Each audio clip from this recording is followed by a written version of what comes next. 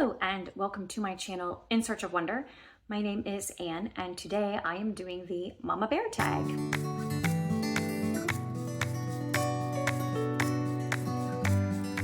With Mother's Day coming up very soon, I thought it would be an appropriate time to do the Mama Bear tag, which Taylor created and tagged me in a month ago or so. And this is a really fun one, and I got my kids help with me to answer some of the questions. So we got their input. They have thus far refused to actually be on camera, which is totally fine, but they did actually willingly participate in answering these questions, some of these questions, with a certain level of enthusiasm, so that was nice. So this was a collaborative effort here. So first of all, the first prompt is a book cover that is mostly their favorite color. And so I have two boys and their favorite colors have always been blue and green. But as he's gotten older, the oldest has mostly changed it to like a turquoise or maybe teal sort of color, but their colors work perfectly with these books. This is basically the shade of blue that my older son really loves, and my younger son loves green. So there we go. The Unselected Journals of Emma M. Lyon, which I am about to pick up. So excited about that. Number 2, a book published the year they were born. So my firstborn was born in 2008. And this is interesting because for each of the years that they were born, I have a series that came out the year that they were born, or started the year they were born, that they have read and enjoyed, as well as a book that I own but haven't read yet.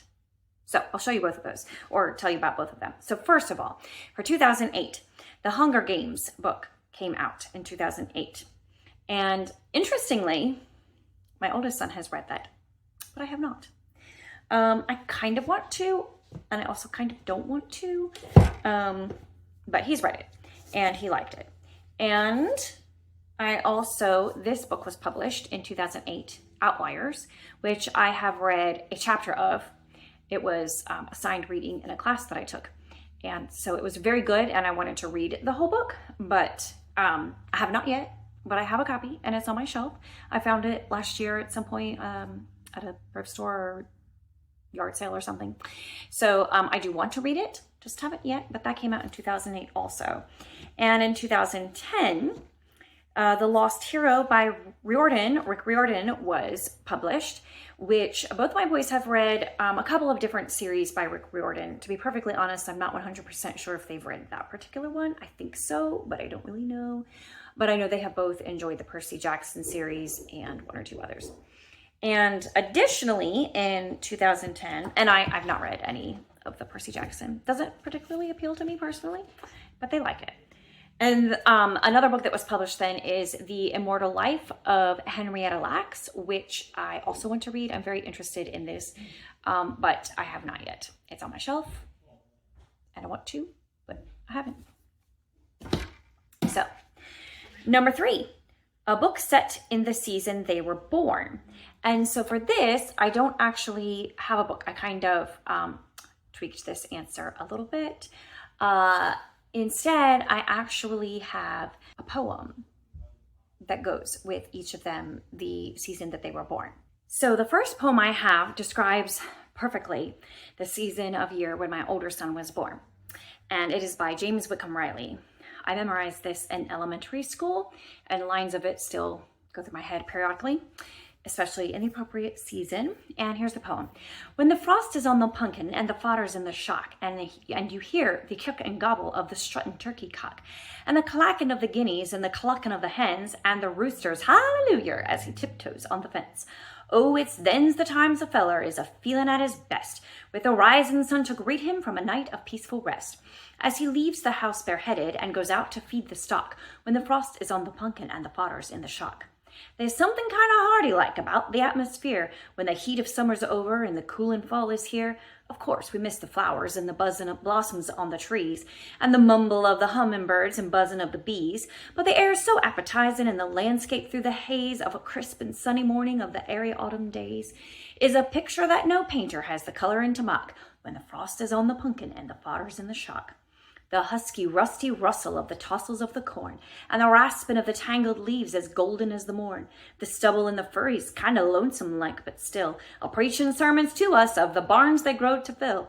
The straw stack in the meadow, and the reaper in the shed, the hosses in their stalls below, the clover overhead. Oh, it sets my heart a-clicking like the ticking of a clock, when the frost is on the pumpkin and the fodder's in the shock. Then your apples all is gathered and the fionds a feller keeps. It's poured around the cellar floor in red and yeller heaps. And your cider making's over and your women folks is through with their mince and apple butter and their sauce and sausage too. I don't know how to tell it, but if such a thing could be as the angels wantin' boardin' and they call around on me, I want to accommodate 'em, all the whole endurin' flock, when the frost is on the pumpkin and the fodder's in the shock. So you can guess what time of year that refers to. And the other is Ring Out Wild Bells by Alfred Tennyson. Ring out, wild bells, to the wild sky, the flying cloud, the frosty light. The year is dying in the night. Ring out, wild bells, and let him die. Ring out the old, ring in the new. Ring happy bells across the snow. The year is going out, let him go. Ring out the false, ring in the true. Ring out the grief that saps the mind. For those that hear we see no more. Ring out the feud of rich and poor. Ring in redress to all mankind. Ring out a slowly dying cause and ancient forms of party strife. Ring in the nobler modes of life with sweeter manners, purer laws. Ring out the want, the care, the sin, the faithless coldness of the times. Ring out my mournful rhymes, but ring the fuller minstrel in. Ring out false pride in place and blood, the civic slander and the spite. Ring in the love of truth and right. Ring in the common love of good. Ring out old shapes of foul disease. Ring out the narrowing lust of gold.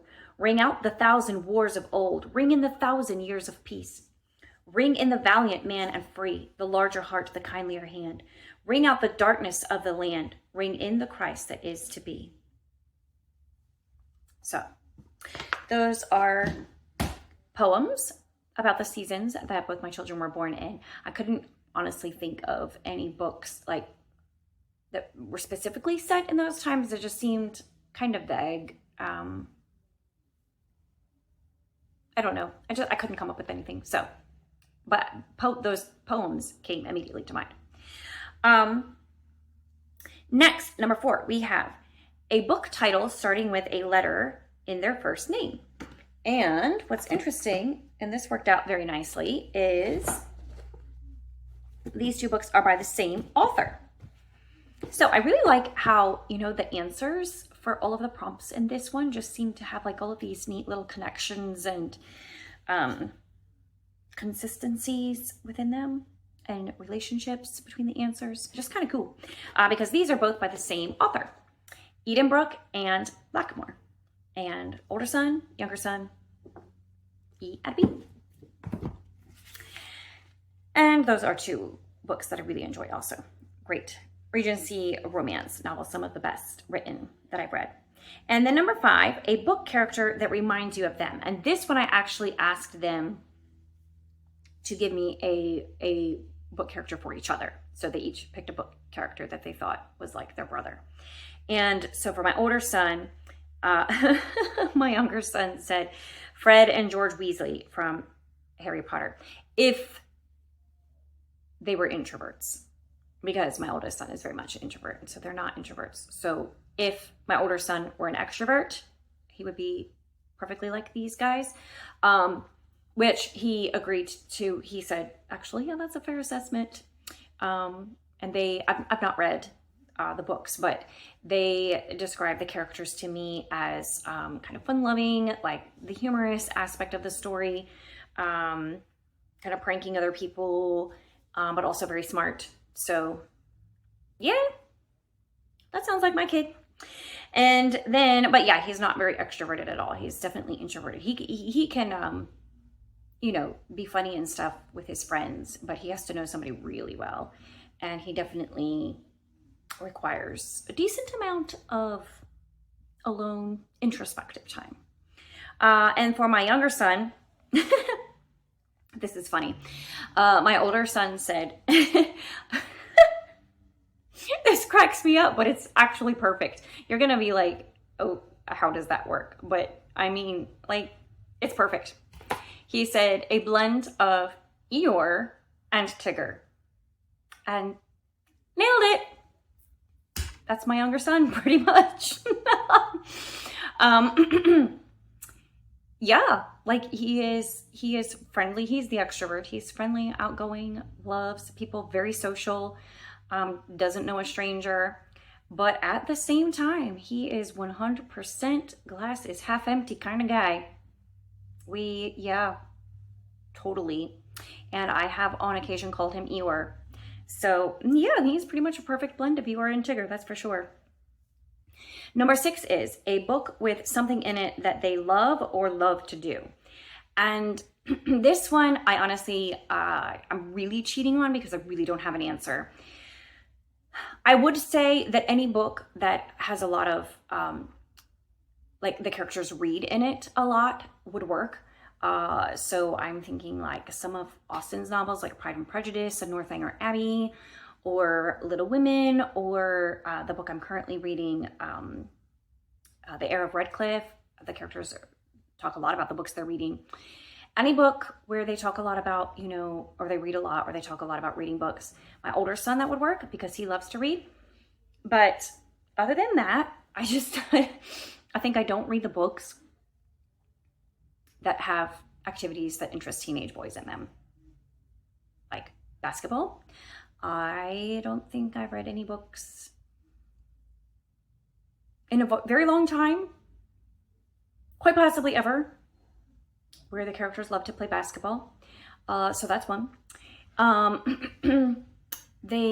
older son loves to like track sports stats and stuff. Never read a book about anybody who liked to do that. Now, my younger son does like to draw and do art, but more specifically, he likes to make things. He collects cardboard and odds and ends. Trash. Yeah. He collects it and he likes to make things out of it, which I 100% admire his creativity, but we do have to work hard to keep the trash collection to a minimum in his room. But he likes to make stuff. And he likes to build with Legos. And again, I've not read any books with characters who love doing those specific things. So yeah, I drew a total blank on that. Number 7, a book that we have enjoyed together. And again, I asked them for their input if they could think of books that we had read together that they liked. And they both, actually, all the other people in my house, including my husband, said The Little House on the Prairie series, which we have listened to twice together. The last time was a year or two ago when we went on a family vacation to Missouri, and we visited Laura Ingalls Wilder and Almanzo's homestead and museum there in Missouri. And so we listened to many of the books. We got through most of them in the series on the trip. So that one, it was fresher in their mind, and they enjoyed that and they remembered those. They also remembered listening to the Narnia series together. So they mentioned that one as well. Number 8, a book you'd recommend or have recommended to them. So I have recommended countless books to my children, both books that I have read myself that I think that they would like, or books that I hear about that I think that they would like, whether on BookTube or in the Facebook groups I'm in or on Goodreads, whatever. But Mom's opinion, you know, like, doesn't count for much when it comes to that sort of thing. I think that there's this automatic tendency of, well, if Mom likes it, then I'm not gonna like it because she likes boring books. I think that's what they think. I don't know. I honestly don't know. So rarely do they take me up on my suggestions, but we came up with a few that they remembered that I had recommended to them and that they enjoyed. And most recently, my younger son read City Spies on my recommendation. We both read it for middle grade March, and he loved it so much. He immediately wanted me to check out all the books from the library, and he read the whole entire series and loved it very much. Similarly, Wing Feather Saga, I recommended that to him last year for middle grade March. He read the first one, he loved it, he read the whole series. So that is a couple series that he read that I recommended and actually ended up enjoying. Still doesn't trust my recommendations, but you know, you win some, you lose some. My older son, I had recommended to him the Gregor the Overlander series, which is by the same author as The Hunger Games. But he wanted to read The Hunger Games, but I felt like he wasn't quite old enough at that point. So I found this series by her, which was more middle grade and intended for a younger audience. And he enjoyed that. He read, I think there's more than one book, I think, in the series. And I think he read, however it is, might be a trilogy. And he read those and he liked them. And also, I had recommended to him the Ranger's Apprentice series by John Flanagan, I think it is. Now, I have personally not read any of these books, except for the first Wing Feather Saga and the first City Spies. I have read those. The others, I constantly, especially for my older son, because he loved books so much and he read so quickly. He reads faster than I do. He has a crazy rate of speed when he reads books. He reads so fast. And I could not keep up with him as far as he would finish an entire series and be like, okay, I want something else to read. And I wanted him to read quality books and good books. So I was constantly scouring parent groups and book recommendation groups and websites and blogs and YouTube videos for recommendations for him of good quality books that he would enjoy, that were subjects and topics that he would enjoy. So I have made many recommendations for him over the years that I have not personally read, but have been recommended to me by other people. Number 9, a book that they recommend or choose for me to read next. So they both recommended me. It was more of a challenge than a recommendation. And I can choose whether or not I accept these challenges. The first one was, I'm going to read at least part of it, Paradise Lost by John Milton, which my oldest son just finished reading for his literature class at school. And I've been wanting to read the books he read in literature class anyway. I've talked about this before. He actually did not read the entire Paradise Lost for school. They read, I think, the first 2 parts and maybe the last part, but they didn't have time to read the whole thing. So technically I could read just that much and check it off the list as accomplishing my goal of reading what he read in his literature class. But he challenged me to read the entire thing. So I do want to. That one I really want to. And then my younger son challenged me. And I do want to this also, but I don't know when I'm going to be up for this. And I have it up here. I just got to get it. It's a chunker. And so he was being a stinker.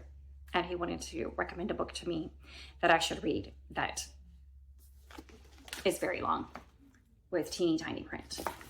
And 696 pages. I'm reading Les Mis right now. This is like nothing compared to that. Anyway, that was his tongue-in-cheek recommendation. And he said that he would try to think of a more serious recommendation for me, but he hasn't come up with anything so far, so that's it. Finally, number 10 is a book showing strong motherhood. And 2 books immediately came to mind, both of which I've actually already mentioned.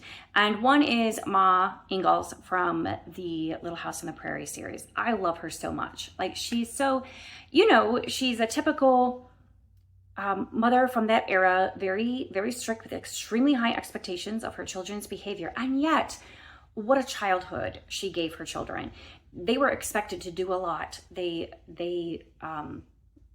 contributed to the family in terms of, chores and work, and they were expected to behave very well.